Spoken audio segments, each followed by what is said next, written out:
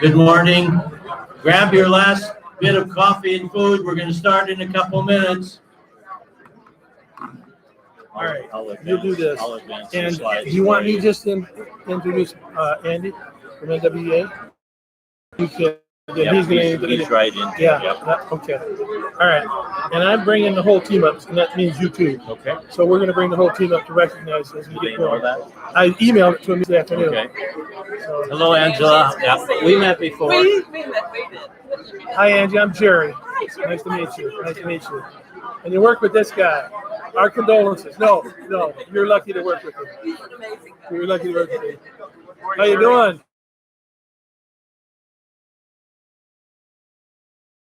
It's a laser light show. All right. We're just going to ask you to come on up, and I want the whole team to be recognized.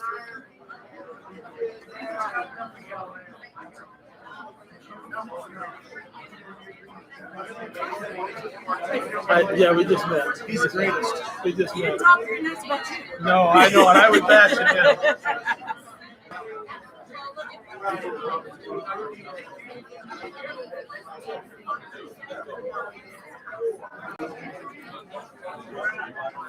Second countdown. 30-second countdown. Let's start.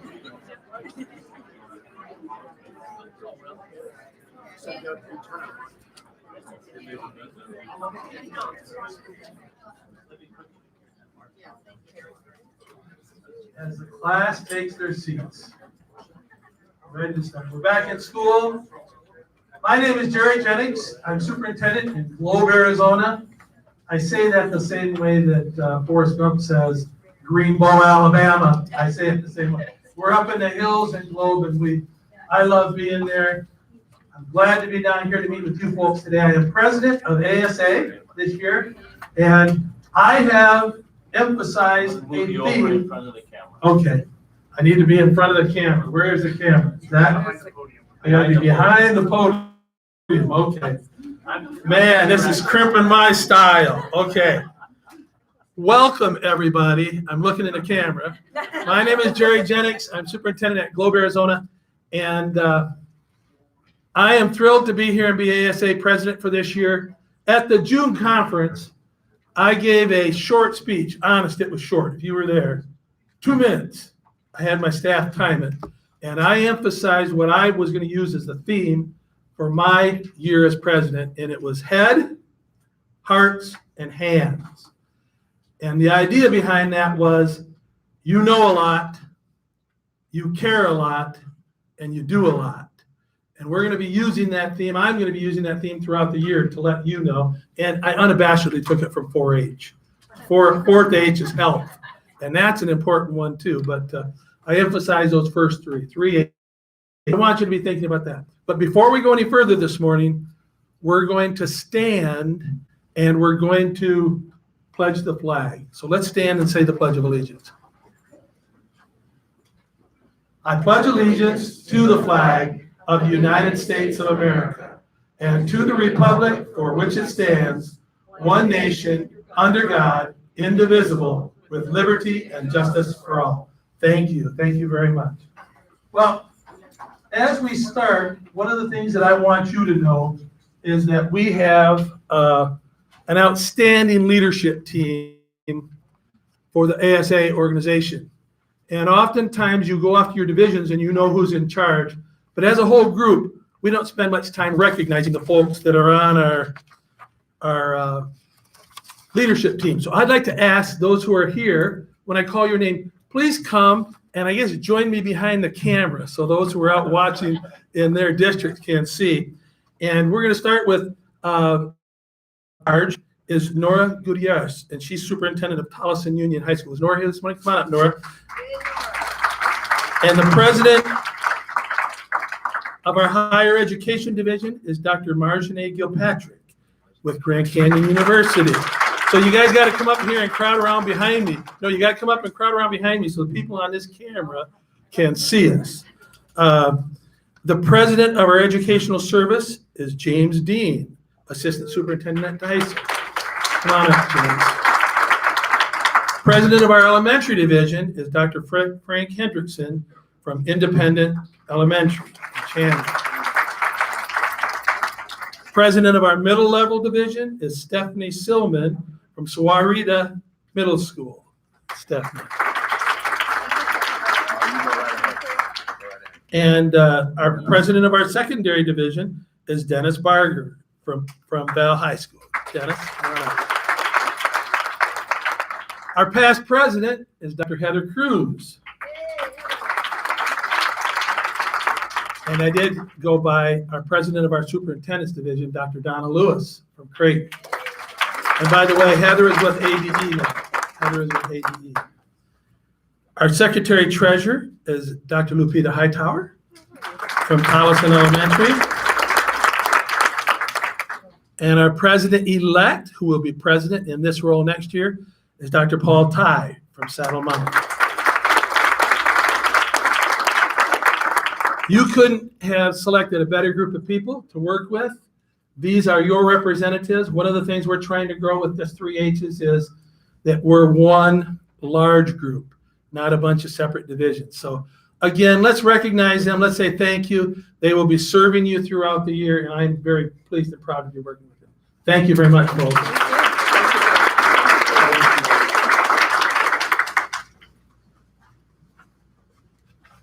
Well, I do not have much else to offer to you this morning. We have a long agenda other than to say I did not include in the leadership team, and I should have, but Dr. Mark Jornstad is our executive director. He's in his fourth year now. Third year or fourth year? Just seems like a long time. Started in 2016. I have a hard time going back and counting these years, Mark. It's tough to do. Mark, and we have other staff. We have John in the room. Let's recognize John. We have Margot in the back. And Gary was here too. So let's recognize the ASA staff as part of our leadership team. Thank you, ASA staff. I think we would be remiss. And one last thing that we need to make sure we do when we come here to Mesa, it's kind of become habit over the past couple of years, but we need to recognize Mesa Public Schools for working with us and getting this space. Thank you very much to Superintendent Dr. Emily Connolly and her staff. Is Dr. Connolly here? Thank you for welcoming us and letting us be here, and for the staff. So, all right, without any further introductions or further ado, I'm going to turn the mic over to Andy Smith from NWEA. He was formerly one of our ranks, and he's here to share a little bit about their support of our breakfast and also what they have to offer to you at school. So, Andy, welcome. Thank you. You just push the right arrow. Okay. It's great to see everyone this morning. I know those first couple weeks of school can get concerning, especially if you have kids on the wrong buses or kids in the wrong school. When I was super of Yarnell, my first year there, we didn't have a bus. We really didn't have a local bus. So when parents called me concerned their kid got on the wrong bus, I had no idea what they were talking about or where the kid was. So anyways, as you know, I'm with NWEA now, and we have a couple people from our staff here. We have Angie Shook, who's on our states team, we call that. You can applaud for Angie, she's great. And back in the middle is Stacy Gibbons, our regional manager. Thank you all of those school districts who came on board with us last year. I really appreciate your support. As you know, we offer MAP Growth, which is our 3 to 4 time year interim benchmark assessment in these subjects. We offer MAP Skills, which is our form of an intervention based on our MAP Growth test. We also offer now MAP Reading Fluency, which is K-3 and soon to expand, and that is our reading test localized to students in schools that includes comprehension and fluency for early readers and those more advanced readers. Also, one thing that you need to know about MAP is we all offer those high school specific courses. So those of you concerned about those high school students and you want to focus on Algebra 1, Geometry, Algebra 2, we offer that as well. And also our scoring reports offer those ACT, SAT predictors, along with AZ Merit, which for however long it lasts. So a lot of things that NWEA is offering this year: improved reports, on lots of professional learning for you from our staff, including me, if you want me to come visit, and continuous support for partner districts. Also, we're always looking to try to build those relationships among districts together which would also be a savings for you. So kind of a model of REISs in other states. We're trying to bring that more into Arizona, and I want to acknowledge the Pinal County group that's with us. Thank you. That's one group that's working out very well for us so far, and I hope it continues. Our linking studies are always being updated, and we're also this year supporting more of the Arizona organizations that many of you are involved in. And do you want to say something real quick about what you do with us, and then we'll Do you want me to go on? Sure. Okay. Let me just tell you real quick so you kind of know where I'm coming from, because I know where you're coming from. I've been an educator, administrator. I've worked in the State Department of Education in Oklahoma, so I know exactly where you all are coming from. Raise your hand if you love the AZ Merit test and the data information that you get from it. Okay. So many. No, because that's not what a summative test was made for. Summative test was made for by the federal government to make sure that the states were teaching. Okay, so you make sure a state is teaching and you say 55% of your students are not proficient. What does that mean? Help me figure out what I need to do. So, wouldn't you like to have a summative test that actually gives you information? Arizona has kind of started this path with the menu of assessments going through legislation. Read an article yesterday about Superintendent Douglas has said no more AZ Merit after this year. Legislation actually said last year that the AZ Merit would go through their November contract, and then there was a choice of whether it would go through anymore. But the menu of assessments is in legislation to happen. High school happened this year. They're going out again for 3 through 8. High school is in legislation that has to happen this year. 3 through 8 in legislation has to happen next year. Doesn't mean you have to take it if there's an AZ Merit. That means that you have the opportunity to. So I'm not exactly sure where taking away the AZ Merit is going to happen, but I will tell you with NWA, and we talk about MAP and MAP growth and the information that you get from that, NWA sat down and thought, how can we help these schools? I mean, honestly, honest to God, I'm not lying when we do this. Get this kind of information for summative. You never get that information for summative. I was over state testing in Oklahoma. You don't get that information from summative testing. So NWA has developed summative assessment that gives you that federal information that you need for what bucket your kids are at the grade level. And then it gives you the growth information that goes out beyond. So imagine if you have options. You have options to do this summative assessment. We are also Nebraska State Summative Assessment already. They started with us this past year. You get all the information for the buckets, then you get all this other information that next year teachers maybe can use. Maybe can say, hey, they're really scoring at this 3rd grade level, and I have them in 5th grade now, and this is exactly, because it's a computer adaptive test, this is exactly where I need to start working with this child. Or you have those that pass so high, okay, I can't teach them this, they're way beyond that, they're gonna just flatline. Or we have the option of through year. Now imagine this. You give a fall, a winter, and a spring. A fall interim. Take the test, take the items. If students pass the standard, those items are put aside, or that standard's put aside. The next test they take is shorter. Pass those standards, their spring summative test is super short because they have already passed those standards. You're still getting the growth information, but it shortens your test window. So what I'm saying is, it's something to think about as you think about this menu of assessments. I will have to tell you that I am meeting with the assessment director, Audra Mata, tomorrow morning, which is going to be kind of interesting after I just saw that article yesterday saying there's no more AZ Merit after this year. But what I want you to know, and I'm going to leave my cards on the table, what I want you to know is any questions you have for me to ask her, any questions you have of me or what to do. I work with the department a lot because they're still trying to figure out how they're going to do this menu of assessments. So, and I'm working for you, not for them. And so any kind of questions, information you want to give me, tell me, ask me, I come out and meet with you. So that's a little bit of what I do. Thank you. Thank you. Thanks, everyone.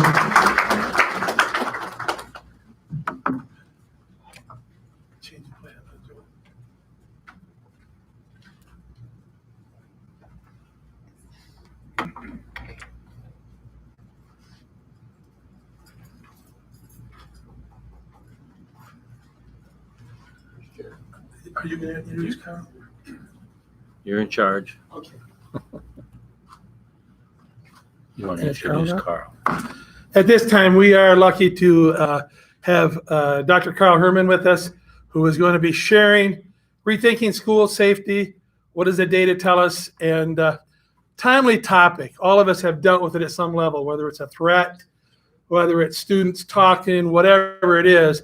So I think that we're going to enjoy ourselves. And if you've ever heard Carl, very informal and informative, and I think you'll enjoy yourself. So let's welcome Carl, one of our own. Thanks, everyone. Good morning. The purpose for me to be here with you this morning is just to take a few minutes. I'll try to walk through this very quickly in about 20 minutes to just share some data that I found this summer, given that, as Jerry said, we're all, and across the country, we're all, after Parkland and Santa Fe school shootings, have been engaged in thinking about how do we best move forward to ensure safe and secure school environments. The dominant kind of discourse around that, and also the policy We're going to try implications. turning out the lights for a second to see how it looks. Sure, okay. Is that good? Is that okay?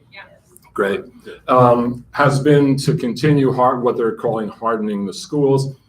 And so I wanted to go back and look at this and just share that with you. And the purpose, as I said, is just to give you this information in the hopes that it may help and give you some more data to share when you're having the conversations with your school boards, with your communities around school safety. What started this for me is this was the day after the Santa Fe shooting on May 18th, just a couple months ago. This was on the news, and they interviewed a student. And when I heard the student, it really struck me. This is just a 20-second clip of that. There a part of you that was like, this isn't real, this would not happen in my school. No, there wasn't. Why so? It's been happening everywhere. I've always kind of felt like eventually it was going to happen here too. So, I don't know. I wasn't surprised, I was just scared. It's been happening everywhere. And when I heard that, I thought, wait, let's just step back for a second.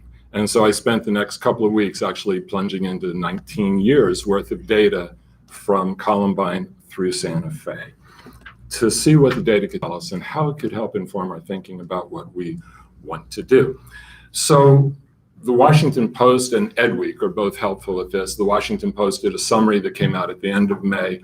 And what this summary shows, and as I said, I'll go through this really quickly. This PowerPoint will be available for you so you can get all of this. And on the PowerPoint itself, either on the slide or on the notes under it, are the links for every one of the documents that I'm going to be talking about in the next 20 minutes. But the Washington Post shows that since 1999 through Santa Fe, we've had about 215,000 people, kids, and school personnel who have experienced school violence. Now, what that means is that they were in a school in which school violence took place. And that 215,000 is out of 50 million, approximately, school students. So that's less than 0.5%. And of that 215,000 who have experienced school violence, we've had 141 children and adults that have been killed in these assaults, and another 287 that have been injured. So over the past 19 years, 428 people have been killed or injured in school shootings. And that's a fraction of 1% of all the people in our schools. EdWeek, as a kind of a sign of the times, I guess, now does a school shooting tracker. And if you just look at 2018, we see that there's been 14 school shootings already, 99 people killed or injured. That breaks down to 32 people killed and 67 people injured. And again, a fraction of 1%. So although schools are statistically the safest place, or one of the safest places our kids can be, it doesn't feel that way. And we see that when it's been happening everywhere. It doesn't feel that way because of the random and unpredictable nature of this kind of stuff. And perception is reality. And so after Columbine, and I was a principal in a school back then, and many of you were as well probably, and after Columbine, even though since '93, school violence had been steadily dropping, it didn't feel that way. It felt really scary. And so what did we do? So one result of that, the most immediate result from the federal level, was the Cops in Schools program, which gave us more SROs in our schools. And then over the next 18 years, we did a number of things to try to make our schools more safe and secure. So we had the Cops in Schools, we had SROs, we had threat assessments. Some schools had metal detectors. Almost every school secured their campus entrances more. We've had all kinds of safety drills and active shooter drills. We've put in security cameras and other high-tech kinds of things. So that's what we've been doing. And now after Parkland and Santa Fe, that's right up at us again. And so how are we continuing to work with this? So almost all schools now, 94%, 95% of our schools in the country are doing active shooter drills. And that's been ramping up. Right after Columbine, a little less than half of our schools did that. By 2013-14, that was right after Sandy Hook, about 70% of schools were doing it. And now about 95% of schools are doing it. Now, one of the implications of that is when we're doing these kind of active shooter drills and we have this kind of stuff going on all the time, and this is kind of heartbreaking. Our kids are basically calculating, and our teachers are too, calculating the risk. You'll hear kids talking about, oh, don't sit at the front of that math class, man, because there's a glass door there and you could definitely get killed. This little quote is from the New York Times in May. They interviewed, and the girl said it's like the front lines of a war. Being seated in the front of the classroom could make a difference between whether you live and whether you die. And that's what our kids are dealing with and thinking about every day. And again, I'm going to emphasize, even though in fact, less than a fraction of 1% of kids will experience school violence, it doesn't feel that way. And this is what's happening. And then Congress, just this past spring, after Parkland, came out with the Stop School Violence Act, and that appropriates $50 million a year for 10 years, so that's $500 million. And it stipulates things like additional training for intervening and stopping school violence, more school security, technology and infrastructure, work more on threat assessment and crisis intervention, and better facilitation and coordination with law enforcement. After Santa Fe, we had Greg Abbott down in Texas putting out their new school safety plan, and at the heart of it is what they're calling hardening the schools, and that's increased school presence. In Texas, they already have a program for arming school teachers, and they're suggesting that that be expanded now. More active shooter drills, and also significantly a heavier emphasis on mental health, and we'll come back to that in a sec. Also, we have to think, and these are all rational responses. We have to think, well, what about school security? And more, as the technology increases, schools are turning towards that. And it's actually become a multi-billion-dollar industry in terms of the school security we're putting in. The picture you see here is from Shawnee Mission in Kansas. It's a public high school in Kansas. And basically that's digitized building layouts that connects directly to the police. So if anything's going on, they can see exactly where it is. And the rationale is, as the quotes here, it's about expediency. The sooner the police get there, the sooner the carnage ends. True. You can't predict when it's going to happen. And that's the scariest thing. You can't.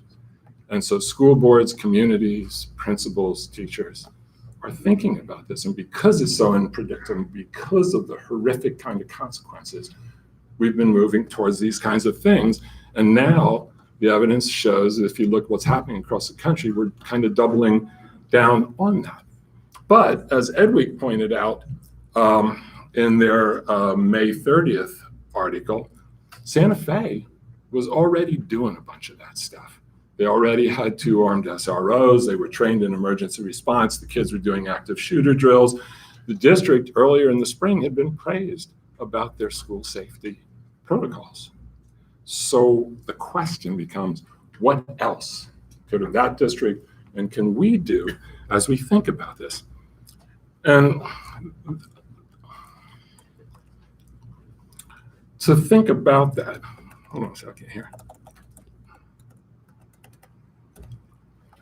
To think about that, I went back and I looked at 2 of the seminal reports. So right after Columbine, the Secret Service and the U.S. Department of Education issued this report. It was the report on the findings of the School Safety Initiative. And what it showed, the significant part of this report, is there's no one profile. If you're looking to try to understand who's doing school shootings, there's not one profile of the kid. And much of what we think about is actually not accurate. It's not correct in terms of the stereotypes. So it is true that the attackers came from a variety of family situations, some of them totally dysfunctional, but almost 2/3 of school shooters at that time came from two-parent families. Some kids were flunking, but there was a wide range of academic achievement, and 41%, the largest group of kids, were actually doing really well in school. Some kids were totally socially isolated, but a lot of the kids were also quite popular. In terms of discipline, it is true that 27% had been suspended, but almost 2/3, 63% of school shooters had never been in serious trouble. And in terms of mental health, only a third of the attackers had received any kind of evaluations, and fewer than 1 in 5 had been diagnosed with a mental health behavioral disorder. Now, there were some commonalities. Most had difficulty coping with significant losses or personal failures. And when they define in this report, they define significant loss as loss like the Parkland kid, where he actually lost both of his parents. But also, they define loss, and this is significant, I think, as loss of status. And so then you also have about 71% of the kids feeling bullied or persecuted or injured in some way. In terms of keeping kids out and doing, ID and all that kind of stuff, 95% of school shooters were students at the school. In many cases, and this is one of the things they really jump on in this report, in many cases, almost all the cases, other kids knew. Someone else knew that this was going to happen. But at that point, in no case did those kids go to an adult at the school. So that's important too. Most had access to and had used weapons. And the age then, and still is, the median age of this is 16 for a school shooter. So the conclusions of this 2002 report was that we can't try to find a profile of a kid, so we have to look at behaviors. Are there behaviors that could indicate that? And that's what led to the recommendation for threat assessment. So 2 years later, we had the threat assessment guidelines that came out. Same people, the Secret Service and the US DOE did this. And a lot of you might be familiar with this, because for folks in high schools and middle schools, this document, the threat assessment guide, is what guided many of us in the threat assessment protocols that we put into our schools. But I want to take just a second to read this to you. This is from the introduction. And it says, and this is 2004, the vast majority of the nation's students will complete their schooling without ever being touched by peer violence. Nevertheless, recent school attacks carried out by students have shaken the image of schools as reliably safe and secure environments in which the qualifications of teachers and the efficacy of the educational curricula are the most pressing concerns for educators and parents. Televised images of frightened and injured students fleeing school grounds have imprinted themselves on the American consciousness. These highly publicized school shootings have created uncertainty about the safety and security of this country's schools and generated fear that an attack might occur in any school, in any community. Increased national attention to the problem of school violence has prompted educators, law enforcement officials, mental health professionals, and parents to press for answers to two central questions. Could we have known that these attacks were being planned? And if so, what could we have done to prevent these attacks from occurring? When I read this, when I went back and looked at this doc and read that, I thought, dang, that's yesterday. That could have been written yesterday. And we're still asking those exact same questions. And so what they did was they basically said, okay, what we think is the best process for going out and trying to address this is threat assessment. And threat assessment, in their own, the way they describe it, is a process for identifying, assessing, and managing students who have the intent and the capacity to launch an attack of targeted school violence. So that's the threat assessment. Now, just one last piece of data before I present to you in very quick 5-minute argument to think about this data. This is a graph that the Washington Post did again, that goes from Columbine in '99 to Santa Fe this year. And these are the number of school shootings every year. And so you see in '99 it's 7, in 2000 it's 12, then it goes up to 13, down to 5, etc. So when you look at that, that's the number of school violence incidents per year for the last 19 years. What does this data suggest to us? Because during those last 19 years, we've had increased SRO presence in the school. We have metal detectors in many of our schools. We have secure campus entrances in almost all of our schools. We're doing security and active shooter drills in 96% of our schools. There's security cameras everywhere. We're doubling down on more high-tech security. There's threat assessment, all rational responses. But what does this data suggest to you? So to me, and again, my goal here isn't to convince you one way or the other. It's just to present some thinking about this, to see if it can give you some more data to think about this when you're engaging with your own communities and boards, et cetera. But my argument when I look at that data is that everything we've been doing, the active shooter drills, the other safety and emergency drills, the threat assessment process, the security enhancements we've all been doing, they're all rational responses due to the unpredictability of this. We have to do something because we don't know if it could hit us. They're rational, they're necessary, but clearly they're not sufficient.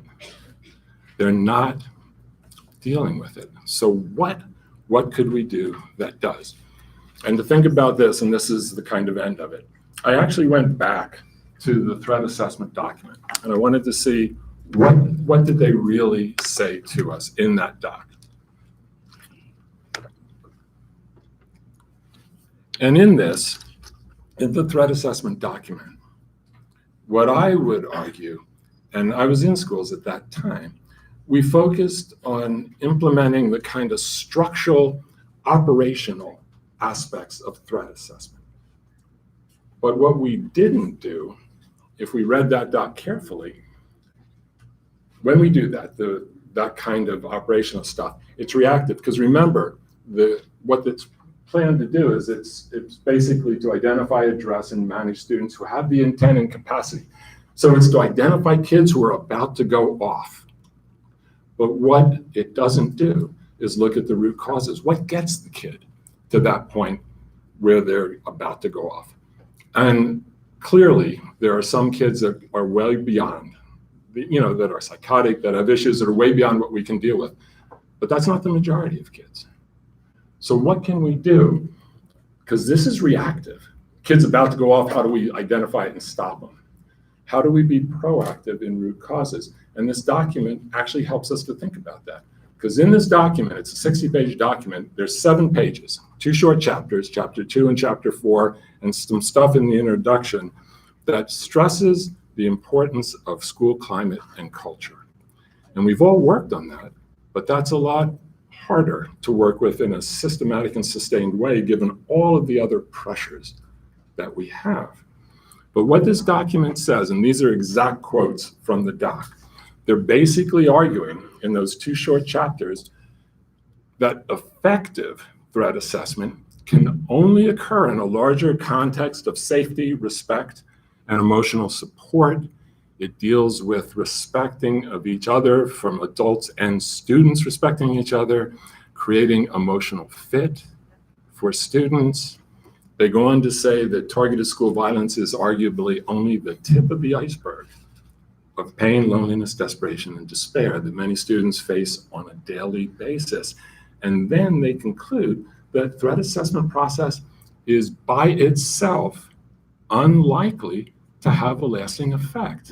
And if we think about that and look at the data support that.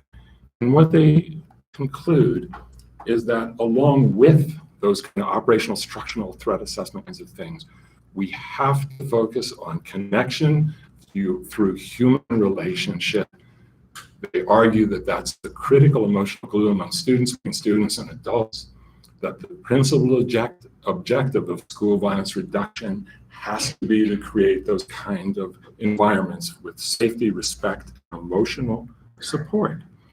And they wind up by saying that to work effectively, safe school climates need to create relationships of respect and connection between adults and students, and that is integral to the mission and to the success of our efforts to make our schools more secure, more safe, more welcoming environments for our students, our teachers, and our communities. So that's all I wanted to talk with you about today. As I said, we've been doing all kinds of different things around that. Many of our schools have worked on social emotional kinds of things. But given the pressures we have had, have we really in a sustained and coherent way prioritized that? Because the documents themselves and the data that we see about school shootings, I think argue very strongly that if we continue to double down, and that's what we're doing. There was an article in the New York Times just last week that looked across the country and surveying schools and Parkland itself and going back to other schools. What most of the policy and implementation prescriptions seem to be at this point is doing more active shooter drills, doing more high-tech security. In one of the schools, they have handheld metal detectors, all of those kinds of things. But I'll conclude with just one real quick story. An SRO at a school where there had been a shooting, not at the school, out in the community, just this past year, when teachers and parents were saying, oh man, we have to make this school more secure. And remember, this didn't happen in the school, it happened outside. But and they said, we should have metal detectors. The SRO stood up and said, no, we don't need more metal detectors. We have plenty of security here. What we need is to create authentic relationships, trust, and a feeling of connection with our students. Because if the kids know something is gone down and they feel like they belong here, like they are connected with our school, they'll tell us, they'll let us know. And remember, back in the original data from the school initiative report, the Safe School Initiative, they pointed out back then, and it's not a whole lot different now, that when these school shootings go on, someone else knows. Someone knows. Whether it's a friend, a relative, someone knows that kids are planning this or talking about it, and they almost never go to the school. Why is that? And what can we do to ensure that our schools are creating those kind of environments where kids truly feel that they do belong? So that's the argument. Here's the data. Mark has it. If you want it, if it's useful to you, if you want to include this kind of data in your discussions with your leadership teams, with your communities, with your boards about how best to move forward. Here it is. Thanks.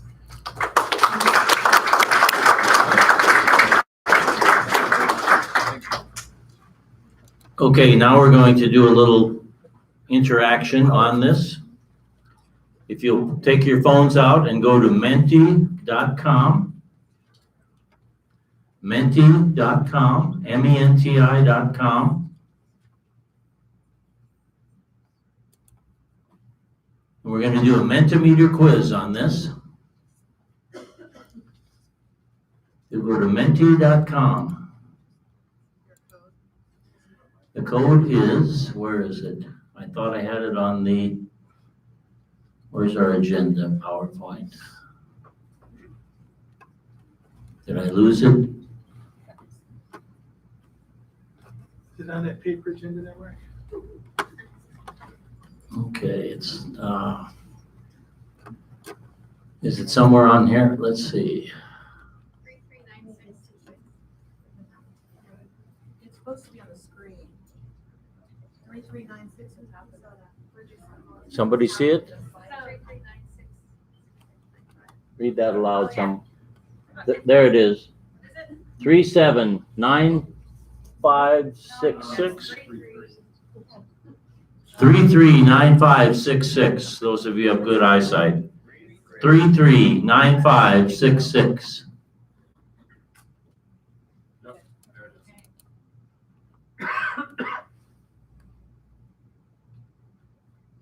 Okay, let's see if I know how to operate this. I'm suffering a little bit of jet lag here. There we go. Okay, overall, does the safety presentation argument make sense to you? And you see the results right now. There you go, 339566.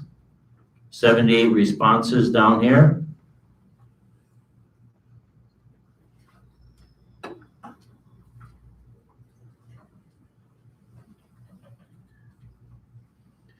Carl, it looks like you were effective. Well, data makes sense to people.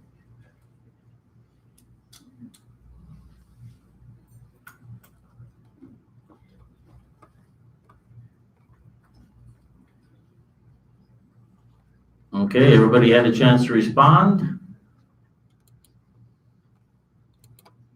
Let's go to question 2. Do you think Arizona public schools are more dangerous now than they were 20 years ago?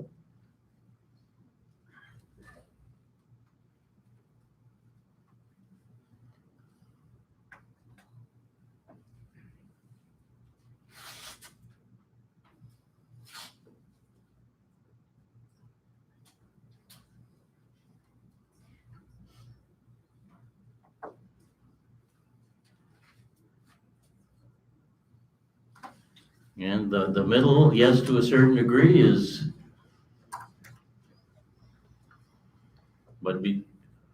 is taking the cake there, but a lot of us say no. Looks like everyone who's playing has played.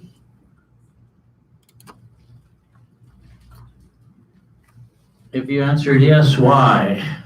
And that's not easy to read. It's okay on our phones. It's okay on the phones? Okay, good.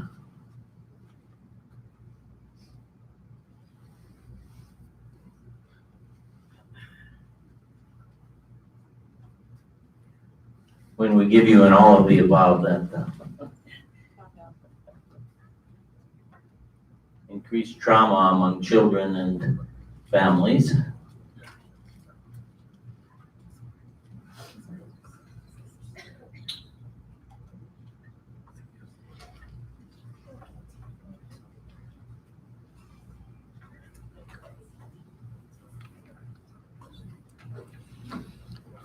And the media gets a little bit of the blame.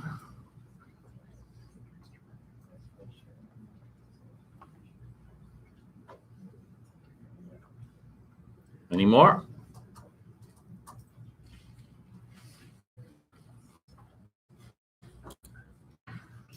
Do you feel that children are safe in your school or district?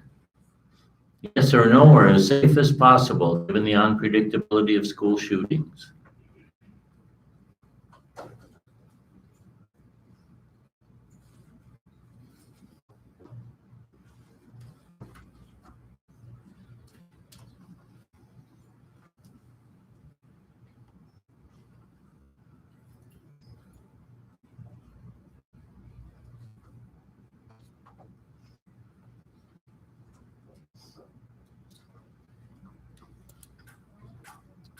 Do you think students in your schools feel safe? Do they feel safe?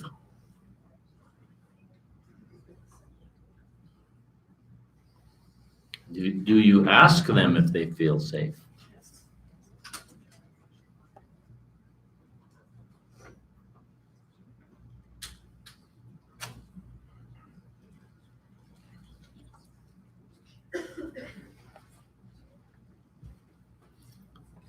That's a good question for climate surveys. Do you feel safe? Looks like we've got the responses there. Has your school or district upgraded operational security measures and infrastructure in the last 3 years? i.e., have you spent money on security measures?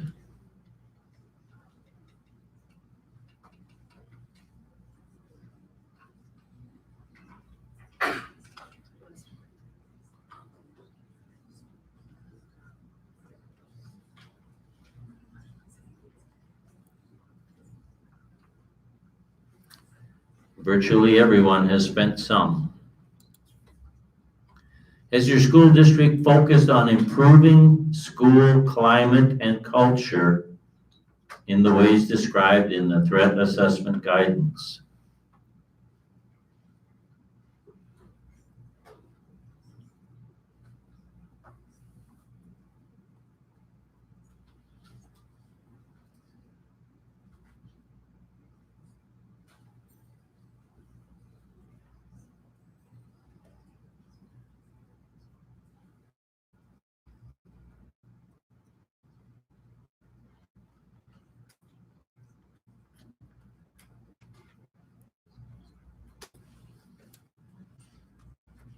And finally, what one word describes your biggest safety concern?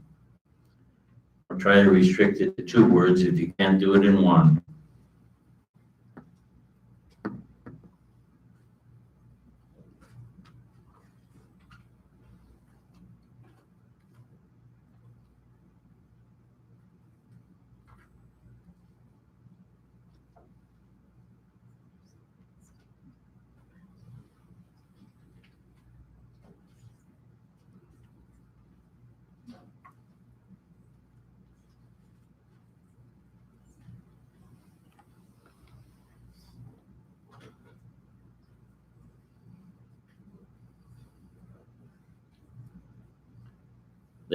There you can see the wordle describing the feelings of this group.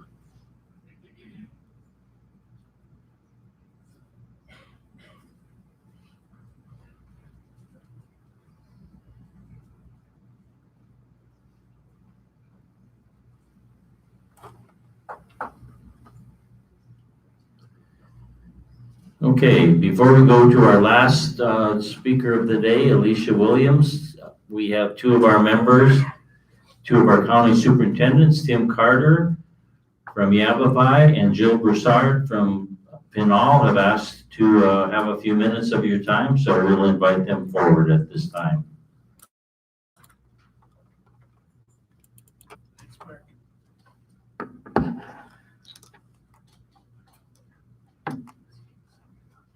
We'll turn on the lights here in just a second. Give you some light.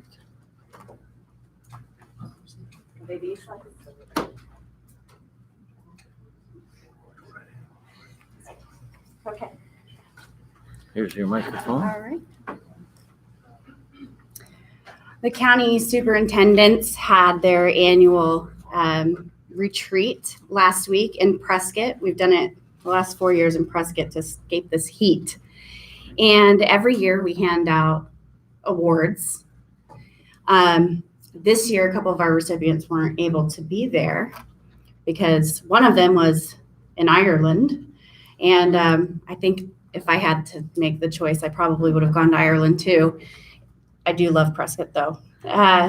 So we wanted to come and present Mark his award today in front of his peers and let you celebrate with him. I know Tim wanted to say a couple of words too. He's got them written down. That's fancy. Thank you, Jill. Well, I cheated because we ask our membership to give us a recommendation for our Friend of Education Award. And it sometimes goes to a legislator, but many times it's somebody outside of the legislature. And so when 9 of our 15 members nominate the same person, that's pretty impressive. And so I wrote down a few things that they sent back to me in that nomination. He leads by example. He keeps us informed. He returns phone calls. He is a wealth of information. He responds to emails or text. He is a calm spokesman for our administrators. If he doesn't know, he tells you and he refers you to somebody who does. He's thoughtful and inclusive. His car actually has the capacity to travel outside of Maricopa and Pima counties. He has a seat at the table, all of the tables, and he represents our views. He's professional in all things, and he is our friend. So he receives our Friend of Education Award. Thank you, Mark. We appreciate you.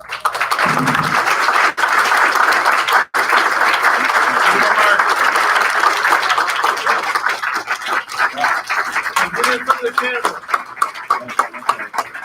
How you doing, Mark? Thank you. Wow, okay.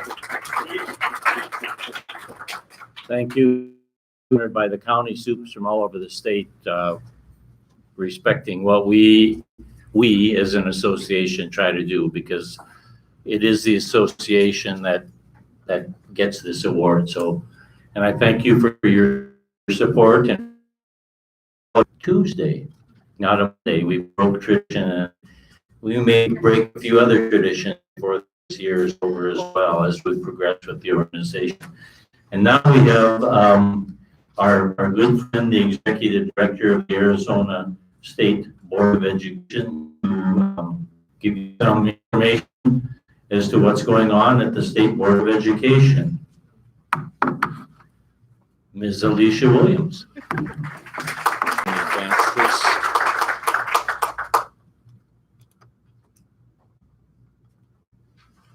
Okay, wait a minute, I'm sorry. Okay, what am I doing here?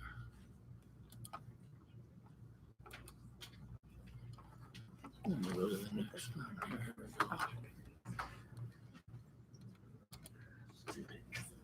Those are the questions we sent. Okay, where? I'm not seeing the presentation. Maybe you can help me with this here.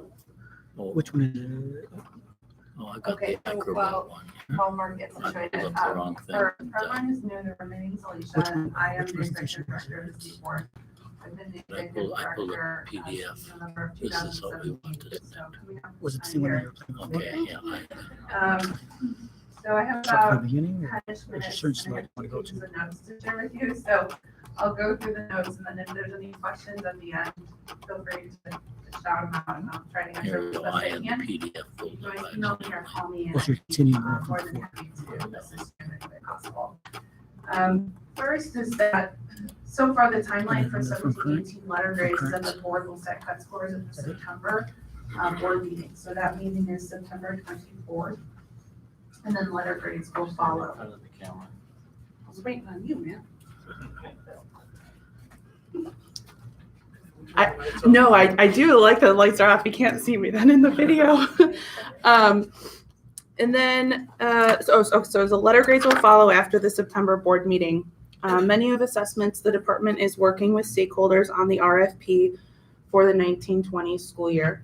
And then an update will be provided to the board. There has been 60 schools that have opted for the 18-19 menu of assessments. Again, that's just 9-12, with most of those schools selecting either ACT or SAT. At the August board meeting, which will be Monday of next week, the board will be looking to appoint members to the Accountability Technical Advisory Committee. We're going to call that the ATAC. I can't say attack, it's ATAC. The ATAC. And so we're going to have a traditional ATAC and we're going to have an alt ATAC. It's going to be a mix of policy and field data experts, and I've been working with both of these groups all summer, so I'm very excited that the board will be appointing them to this ATAC. We have representatives with all different backgrounds and experiences. They come from the Chamber, Excel and Ed, Glendale Elementary, Vale, Helios, Madison Elementary, Fowler Elementary, the Charter Association, the Leona Group, Chandler Unified, Basis, Pima Unified, and Phoenix Union. So it's a really great group of individuals. For the alt group, we have Yavapai Accommodation School Ombudsman, the Charter Association, Leona Group, International Commerce, Pep Tech, and Career Success. They're going to be both those groups are going to be working with the department to figure out the 18-19 letter grade system, ensuring to incorporate the menu of assessments for those 60 schools that chose that. They will serve 3-year terms, and they will help with any refinements to the system going forward. The board also had a wonderful, wonderful retreat on the 6th and 7th in Prescott, and they talked about 3 areas. One was movement when reading, so the most. 2 was accountability, and 3 was school improvement. For move on when reading, the state board at the August meeting on Monday is going to reconvene the K3 literacy ad hoc. And we've directions associated with Move On When Reading, so the board can have a lot of information and data prior to any decision that's made in regard to Move On When Reading. Accountability, the board has directed staff to work with ADE in the field to create a timeline that aligns with what the field does, when you're doing your planning for your district and your tiers and whatnot. And also taking into consideration the workload of the department to create a timeline that can be easily communicated to everyone out there. And then school improvement, the board asked board staff to get more information on the historical practices of school improvement and then the current implementation of school improvement both at the federal and state level. So we're going to be working on those 3 projects. We as in board staff will be working on those 3 projects. And then we hope to have that in front of the board at the December meeting so that the board members can discuss what we come up with and then can make further decisions and really drive a strategic plan. The board hasn't had a strategic plan. The last thing I found was in 1997. They adopted 3 statements, but I can't find any actual plans or steps that went with those statements. So I'm really hoping that the board can adopt a strategic plan and really drive education policy forward. This is me being selfish. I started these things called my superintendent meetings, what Mark calls my superintendent fireside chats. I do plan on having those again this year, and I hope for those of you who have attended thus far, they've been informational. Really, I just want to open the state board offices up and have conversations with all of you or your staff. So the first one that we'll have for this year will be, it's always on the 3rd Tuesday, but the first one will be October 16th.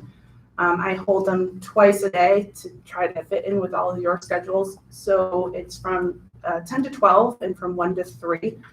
Typically board staff through Mark, we send out an e-bite because I can only have 25 people in my committee room at a time. And we really talk about everything. So I typically try to have an agenda, and that can be bigger issues requiring feedback from all of you. It's A through F. It could be menu, it could be rules, it could be assessments, it could be certification. During the legislative session, we talk about bills, we talk about potential issues with implementation in the field. And really, it's just an opportunity for you to ask us questions and for us to help you solve problems. So please come, it's fun. And it's just a reminder, board staff are always willing to serve you, whether that's through email or phone calls, or if you want us to go on a road tour to your school district and speak with your administrators or your teachers, we're more than happy to do that. And lastly, I don't know if people know this, but getting the word out. One of the things board staff does is our board meetings tend to be a little lengthy. So we publish highlights of board action within 24 hours of a board meeting, and that can be found on our website. And it's really straightforward information that could be useful to all of you. So it's on the website 24 hours after the board meeting. I think I almost just did 10 minutes, which is good. Any questions? Yes, Nora? Of the 60 schools that have opted out of 18 years, how many are public? Most are. Most of them are district schools. You're welcome. And Ms. Nora, most of them, because of the funding, right, that weird year of funding, most of the district schools who opted into the menu receive funding from Riddell or Helios or whatnot. So they have the test covered in terms of funding. You're welcome. Any A through F questions? I was really nervous about this meeting today, guys. I'm getting off scot-free. No pressure. So we did, Ketcher is my deputy director, and we did 3 questions. Mark, I'm not sure if this is in one of those polls or if That's the questions you sent. Yes, but are we doing it in that metro meter? No. Okay, so these are just 3 questions that if you want to give us feedback on, that would be helpful for us because we want to serve all of you as well. And I can send out your email too. Perfect. Mark will send out my email and phone number. Yes, ma'am. When you update the A through F letter grades for the schools, are you going to update the LEA grade at some point? So the State Board of Education hasn't determined what constitutes that district letter grade yet. The board will be looking, so district letter grades are important because of the literacy plans and move on when reading. So at the August meeting, monies will be sent out for A and B districts based upon the 2014 district letter grade. Now, next year, all districts will have to submit that literacy plan, and then the following year, you go back to the district grade, right? It is something that has to be figured out, and it has to be figured out quickly. There was discussion on trying to figure out a solution so that we didn't have to use 14, but then ultimately, everyone decided that let's not rush it, let's just use 14, and we'll figure it out for 2 years out. And if you have any suggestions on how that can be done, please send them my way. Okay, thank you very much. I appreciate it.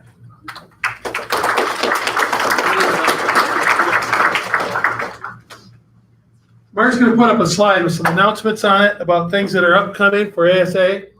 A lot of information packed into an hour-long meeting, and very, I think, salient and appropriate for our time. Principal and the Law Conference, September 19th. Superintendent's Higher Ed Conference in Sedona, or is that where we're at? Sedona for the first time this year, October 21, 22. ASA Division and Executive Board meeting November 5th. Kagan 2000 USA Tour November 6th. And Middle Level Drive-In December 3rd. So Mark, if you could get the lights now. We got those up. Okay, People that finally. oh, here we go. Here's where you go for your meetings. The room numbers: 344 Ed Services, 345 Middle Level, 346 Higher Ed, 347 Secondary, and 349 Elementary. And that's new. Superintendents. That's a new room. That's a new room. Superintendent's staying here. Now if you could get the lights. Thanks. We're just about ready to wrap up, and I will not keep you long. I've been trying to stick to this. Won't keep you long theme. 2 things on your way out. Can somebody tell me the theme I've chosen for the year? What is it, Donna? Heads, hearts, hands. Heads, hearts, hands. The one that resonates with me today, after Carl's presentation, obviously is hearts. Obviously is relationships. Our students are not going to be any better at relationships than the people that lead them. They absolutely are not. So if we can work on being better relationally at all levels, and that's something I can use, we can work on that. We can make a difference. We will make a difference. The second thing, we would be remiss without sharing about why not the best public education in Arizona Foundation. We've started, give me the, what is it, Heather, the call line, www.lovepublicedaz.org.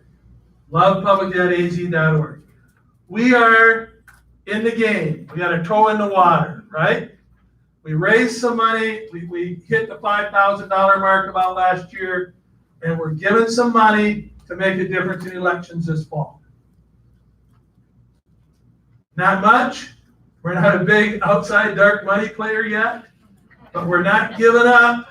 We're going to keep this up. So go on there. There is a button you can click and give $100. I was in a state where we all gave $125 every year toward legislative process. So I'm just encouraging you. It's taken us a while. Sean's not here. We called ourselves maybe barely toddlers. Maybe we're moving a little past that now, but get involved. It's an organization that we can support, and it's representative of superintendents and retired superintendents who can represent us. Kids don't care what you know until they know that you care. So they took from what we got. Thank you. Go to your division meetings. They're about an hour, or if you need to go longer, hang in there with your leader. Go.